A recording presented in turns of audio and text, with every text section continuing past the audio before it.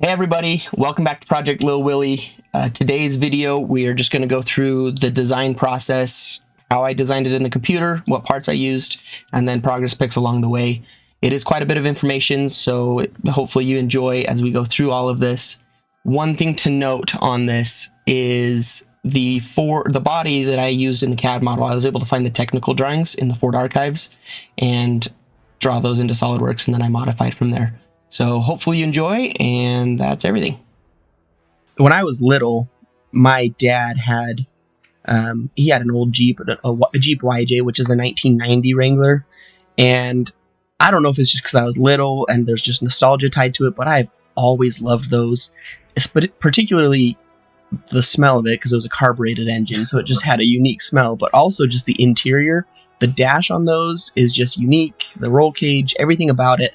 And so I wanted to bring some of the elements of the YJ into the design on this one. And so while this is a CJ3A project, there's a lot of other elements that I'm putting into it, and I hope that I can kind of portray some of that as I explain it.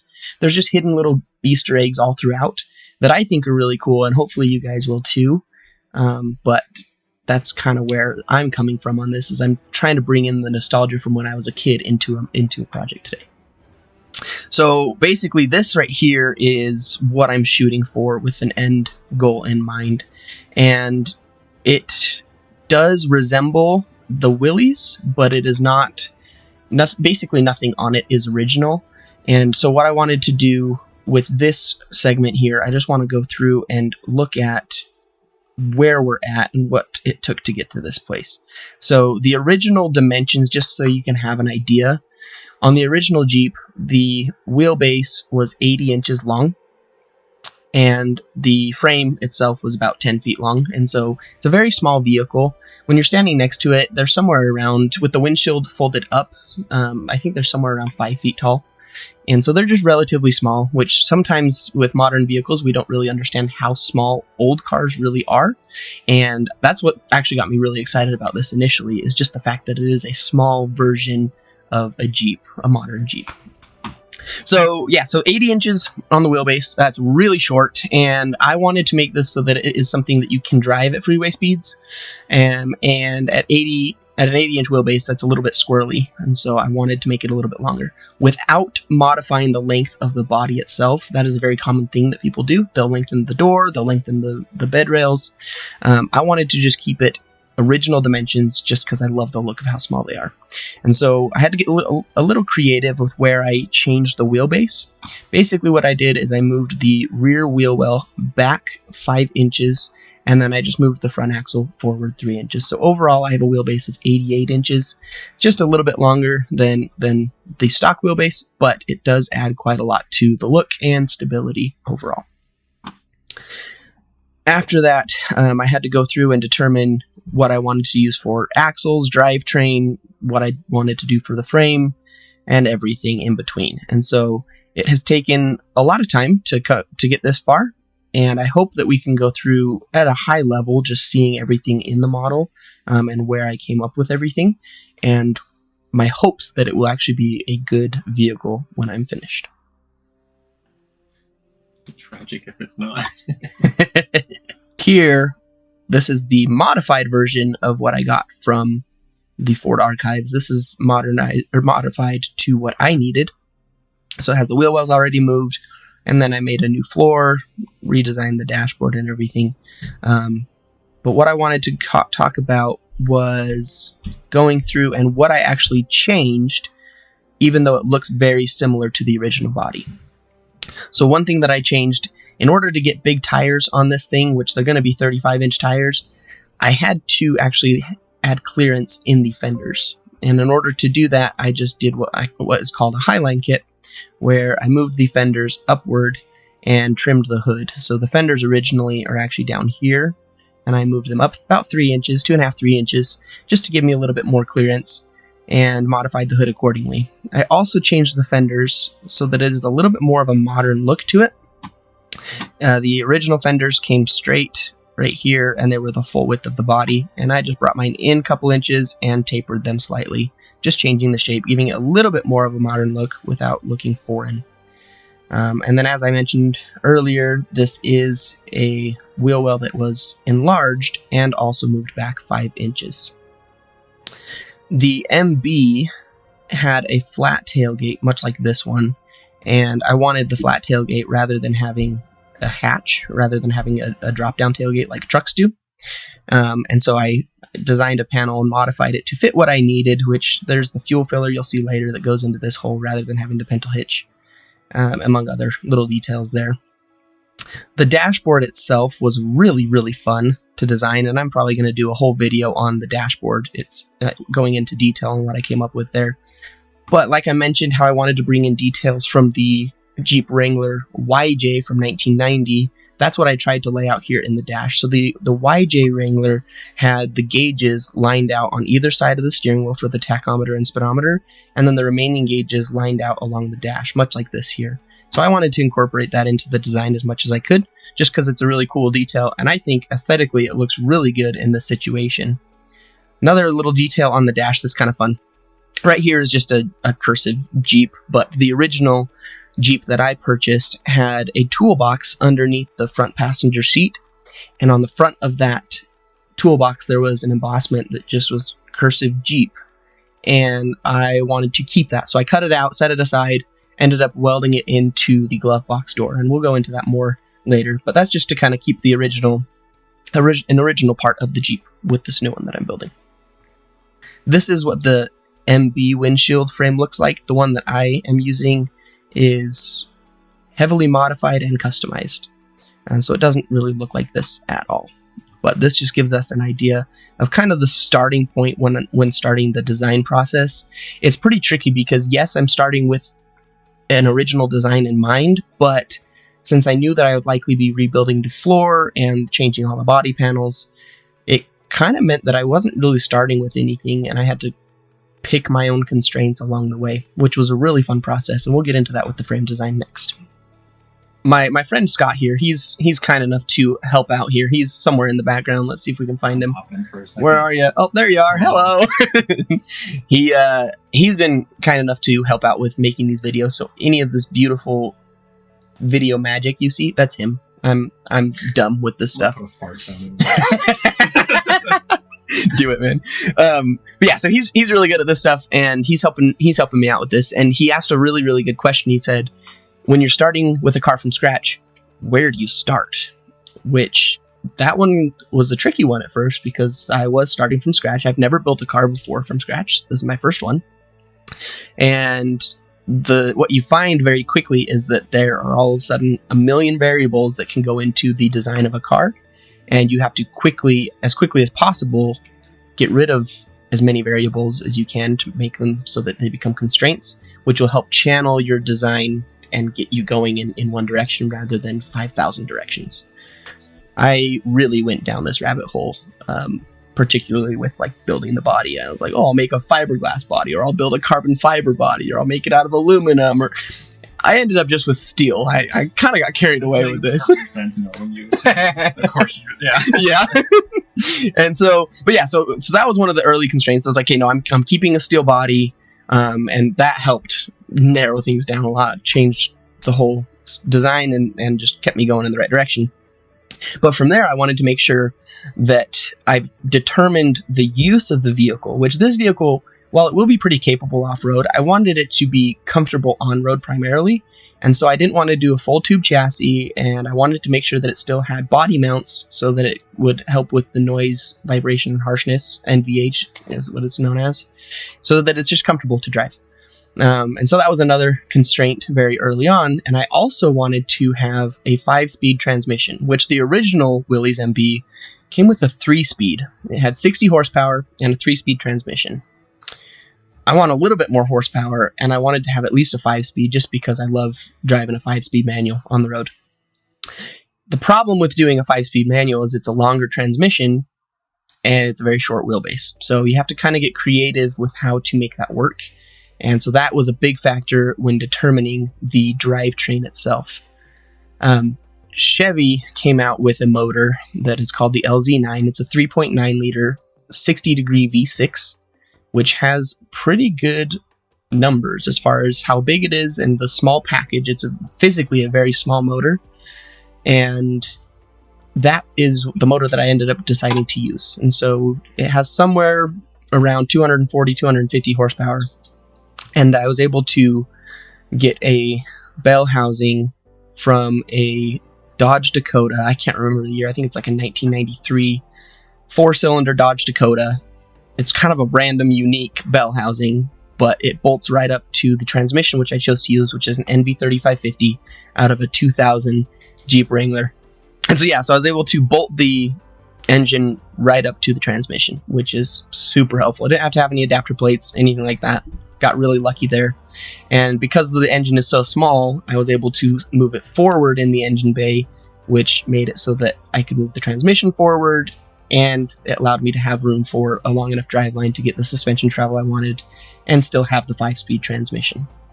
So that was kind of how I picked the drivetrain itself. The transfer case, I am using the new Behemoth, I think it's called the Apex cast case, something like that. It's the cast aluminum Dana 300 4-to-1 transfer case, and the reason I picked that one is just because of how small it is. As far as axles go, basically, I just determined that, you know, JK axles are strong, they're easy to come by, and they're pretty cheap, and so I figured I'd start there. And my brother found a set of housings for like $50 or something like that. I'm like, sweet, start there, and didn't end up using those housings, but that kind of locked me in on those.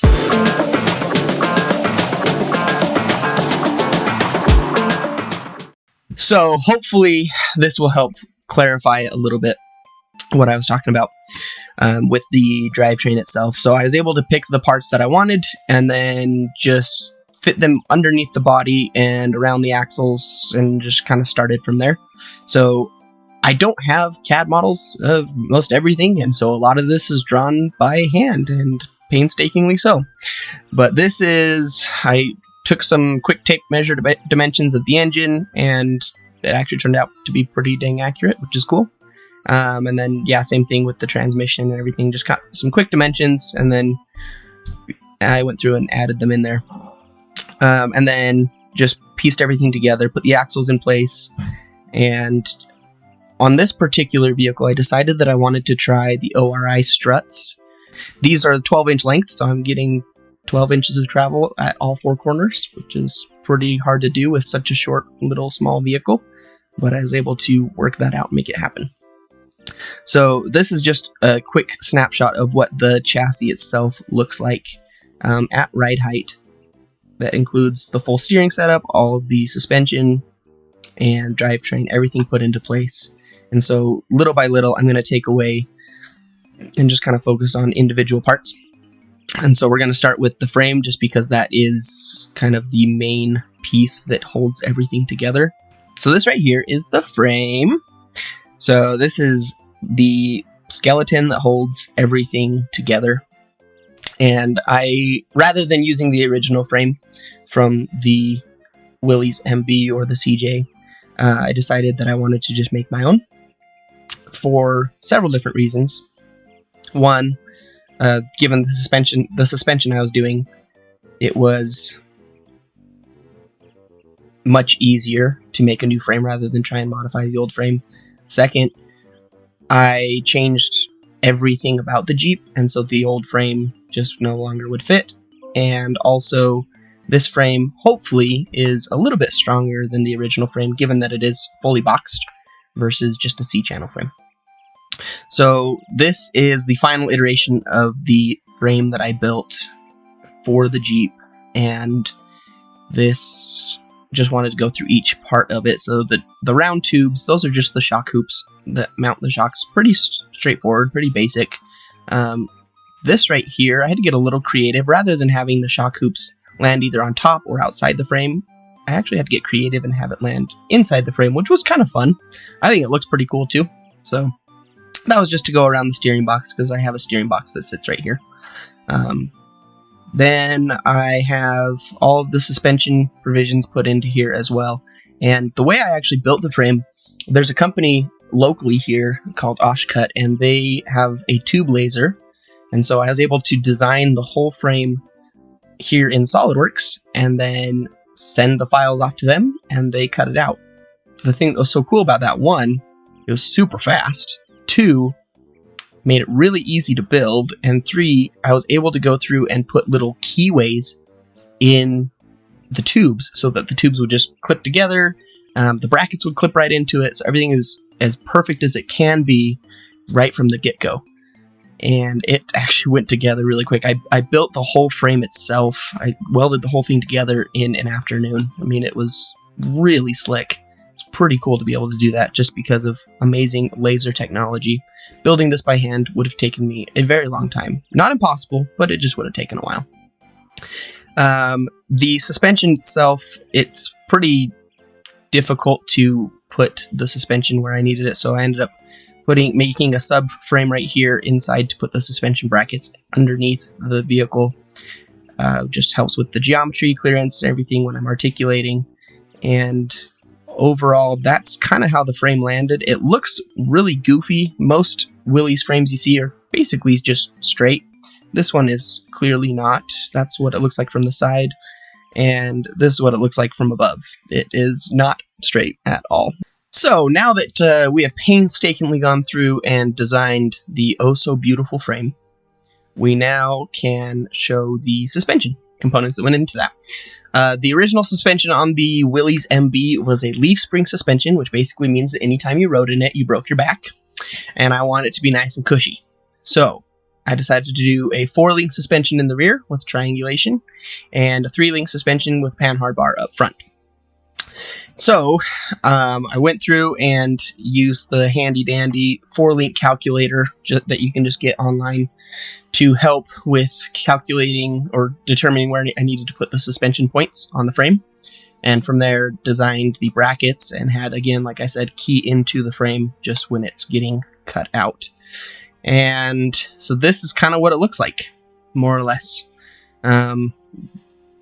This right here shows the front suspension, rear suspension together. And then I did include a snapshot of the steering up here, which if you'll notice, the steering box is a little weird. I like the look of it out on the outside of the frame, and it made it so that I can have a pretty cool approach angle without having to go full hydro, because I want this to be able to be comfortable to drive on the street. And so this is actually a right-hand drive 2-door JK steering box. And instead of having it on the right side of the vehicle, I just put it on the left side of the vehicle, outside the frame, just like this, and it tucked in there perfectly. It clears the frame rail, mounts right where I want it, and then I ended up using a YJ Pitman arm to clear everything and have the drag link right where I need it. And so that is kind of how the steering is set up, and we'll see how it works when it's done. According to running it through and cycling the suspension, it actually seems to work pretty good. And yeah, so that's kind of everything that you'll see with the suspension. And we'll show you some footage or some pictures of the actual build itself in real life, which is pretty cool to see how they compare the computer versus real life. The fuel tank was actually pretty fun to do. It gets pretty tight because it has to clear the axle, and it has to be below the rear floor, which goes right along here as well. And then I had to find a creative place to fill the fuel tank, and hence this little guy. At this point, the leading name for the Jeep is Lil Willy, and it is in no small part because of this guy right here. So anyway, so the original Jeeps had a cutout in the back panel just to allow for a pintle hitch, and I took that same shape and raised it up a few inches and filled in the bottom, and that same shape is now the access to the fuel filler, which is kind of a cool little detail, and just made it so that I can fill it up super easy. Okay, so once I had the fuel system figured out more or less, the next step was to do the front radiator support. And in this, I also wanted to just talk about the front bumper, because I think it's a pretty cool looking little bumper. Fits the Jeep really well, and actually ties in the front end of the frame perfectly, because that became a little bit of a challenge just given the location of the grille and the movement of the steering and everything at articulation. So we'll just talk about the front bumper first. So it gets a little tricky here on the frame. If you notice, the frame is a 2x4-inch rectangle tube. And as it goes underneath the grill right here, it had to get really narrow just because of how the track bar and the drag link move when you're articulated and steering back and forth. And so because of that narrow part, it looked really goofy to have a narrow bumper or a short bumper that was 2 inches tall. So I had to get a little creative on how to make that look proper. So what I did is I made the bumper 4 inches tall and then basically cut a chunk off the side so that it gets narrow, widens out, and then kind of tapers again. It helped bring the look together so it doesn't look unfinished. It doesn't look like a weak point right there to have that. That was just for the aesthetics of it. I mean, this is a plenty strong for what I'm going to be using this Jeep for. And then just kind of went from there and started chopping at random corners on the bumper until it looked good. And then added in the D-ring mounts that tie into the bumper and kind of finish the look there. As far as the radiator support goes, I did not use the original radiator mount. The grill on the original Jeep is the radiator support and the radiator mount. And on this one, I just cut everything out of the back of the grill and left it as a skin. And so if you get rid of it, you can actually see the inner workings of what it looks like from behind. So this is what it'll look like. You can actually put the whole front end of the Jeep together with the grill off, and this is kind of how it pieces together. And so this is how I'm mounting the headlights. These turn signals are actually from Harley Davidson. Kind of fun. And so I made that so they're adjustable front to back, however I need. Same with the headlights. It's just a motorcycle headlight mount that mounts to what I call the human ear piece, just because if you highlight this piece, it looks like an ear. And this ear actually mounts the front fender as well. This is how the front fender mounts. And so not only does this frame provide the support and structure for the front end and mount the radiator, but it is also what ties the fenders together. It's how the hood will close. It's how the grill mounts, and everything is all tied into just one assembly. And I think it's pretty slick little design. And then I just have little rubber feet down here just to allow for flex and vibration, just with articulation. And then again, it's just a rubber body mount, because that was important to me to have a rubber body mount instead of a full tube chassis or everything hard mounted. And that's what the radiator support looks like with the front bumper. And that's kind of where everything came to a close on that. So another thing that I thought would be pretty cool on this is to mount the roll cage to the body mounts instead of having everything hard mounted, just hoping that it will help provide a quiet, more quiet, I should say, comfortable ride. And so that's exactly what I did. As you can see here, I have the A pillar of the roll cage come down, and then there's a plate right here that mounts to the body on all sides, ties into the floor structure. And then there's the outrigger from the frame itself right here to tie in. And this is just a generic body mount. I think it's a TJYJ body mount. And this way it can just mount right to it and provides the whole structure. So the whole Jeep structurally can exist without the body, which is kind of nice. And I made it so that the seats actually mount to the roll cage as well. So this bar right here goes across, this bar right here goes across, and the seats bolt right to that. And so that's how the cage is tied in. The cage itself, I went through and just tried to give it as much of a modern look as I could while still fitting the same dimensions that I had before. The CJ3A, the windshield is actually about 4.5 inches higher than the windshield on the Willys MB. And so I lowered the windshield down 4.5 inches from the CJ3A to match the height of the 3B. And so the roof line actually is lower and fits the line of the CJ3A. Excuse me. Okay, so with the roll cage, yeah, so it's tied in. We don't need to redo that part. That's in there. It's tied into the body mounts. So I went through and added the body mounts to fit everything properly. On the design of the cage itself, I just had the A pillar go all the way through to the C pillar and then built the cage from there, making it somewhat structural as well as, good looking. It is not a 100-mile-an-hour roll cage by any means, but again, that's not the purpose of this vehicle. This is just for more casual off-roading and just kind of Sunday drives, you know, just nice, chill stuff. So this cage will be plenty strong for what I'm doing with it. And on top of the cage, I also built an aluminum skin. And so you can see kind of what that looks like. Well, maybe if we show the lines properly. There you can see kind of what the roof skin looks like on the Jeep itself. Pretty cool how that's tied together. Given that I lowered the roof line 4.5 inches to match that of the MB, and I put a cage on it, I lowered the seats down for a couple of reasons. One, I like the feeling of being in the lower seat. It just feels a lot more stable when you're off-road. And two, it made it so that you can fit inside the Jeep with that lower roof line, which that lower roof line overall just looks better on the Jeep itself. And so that lower seat helped in a lot of different ways. So I think I lowered the seats, I want to say it's somewhere around like 5 inches or something like that. 5.5, 6 inches. I don't know exactly the number, but it's a significant amount from where it was from the original Jeep. And then I also added in swing pedals to make it so that it is more of a modern setup. I was able to use the Tesla or the Bosch iBooster 2. I actually got it out of a Honda Accord, and that is my brake booster, and then just did swing pedals so that I can control everything. And that is what it looks like.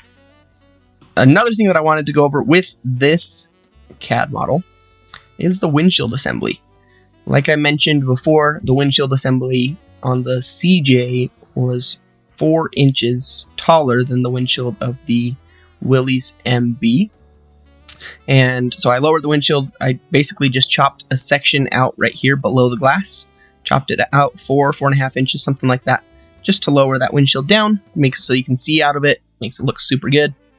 And I wanted to use this windshield frame style just because I prefer it to the original one that came on the Willys, on the MB. So I like the CJ style more. I just needed to modify it. Since I moved the front fenders up, I had to cut the Willys stamp out of the hood. And so I figured I wanted to have a Willys stamp somewhere on the vehicle, and I added it into the center of the windshield, which was not original on the CJ3A windshield.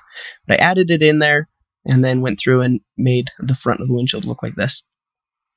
Another thing that I loved about the old YJ that my dad had was the windshield wipers. When you turn them off, they remained in this slanted position, just like this. And I thought that was unique to the YJ. Turns out, me and my small world as a kid, that was wrong. This is how a lot of the original Jeeps were with the CJs. And so I like the look, and so I'm going to incorporate that in there. But I wanted to make sure that I had one wiper motor instead of two, or having manual wipers. And so I took the wiper linkage out of a YJ, modified it to fit, and then built a cover over it. And so this is where the motor goes, and then that's where the linkage is. And you can kind of see more or less what that looks like behind here. That's kind of how everything's set up. And so had to have the cover go around the motor and behind the roll bar. So it's kind of a tricky piece there.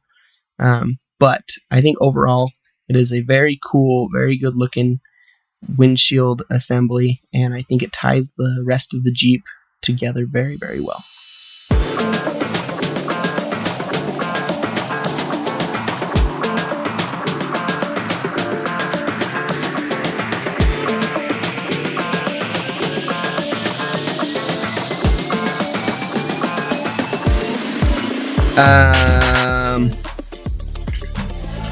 We're still recording, aren't we? We are, yeah. All right.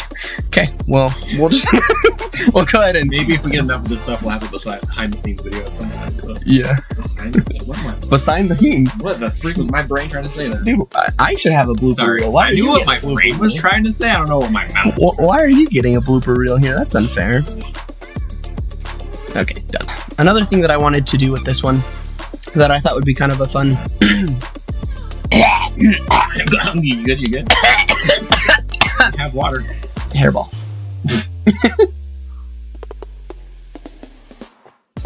Let's try that again, shall we? they sound so similar, and the windshield I use is technically a 3B, but I have a 3A. It's kind of weird. Anyway, I'll just restart that. That's fine. And take 7. I don't know what we're at this point on this video.